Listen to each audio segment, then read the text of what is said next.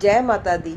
आज आपसे बात करने वाली हूँ बिना जन्म पत्री को देखे हुए आपकी जन्म पत्री में आपके गुरु ग्रह की क्या स्थिति है, लक्षणों के आधार पर हम किस प्रकार से समझ सकते हैं। आज आपसे इस बारे में बात करने वाली हूँ।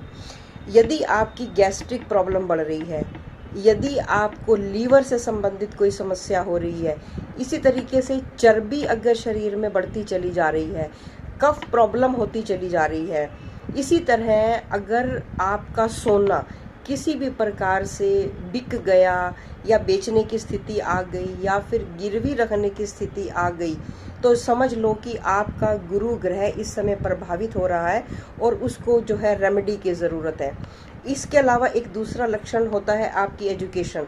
अगर आपकी एजुकेशन अकारण बीच में रुक गई, घर का आता हुआ धन आपका रुक गया, आपके अपॉर्चुनिटीज़ बंद हो गई, आते हुए रास्ते आपको दिखता है कि मेरे रास्ते खुल गए, लेकिन 99% हुआ और 100% पर आते आते चीज़ें कट जाती हैं, तो ये होता है कि आपका गुरु इस समय पर प्रभावित हो रहा है। इसके अलावा जैसे साधु संतों के साथ भी आप रहते हैं तो वो संगति भी आपको प्रभावित करती है, तो ये कहीं ना कहीं गुरु का कुप्रभाव है, सावधान होने की ज़रूरत है।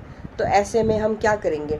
ऐसे में सबसे अच्छा उपाय ये होता है कि हम अपने परिवार के सभी सदस्यों से कुछ पैसे ले लें, जितना भी जिसकी क्षमता हो, 10 रुपये 20 रुपये कुछ भी लें, सबसे कुछ कुछ पैसे इकट्ठे करें और अब हम पीपल के पेड़ लेते हैं और केले के पेड़, वो पेड़ लेकर किसी भी धर्म स्थल पर लगाएं या किसी पार्क में लगाएं जहां पर आप उनकी देखभाल कर सकते हैं।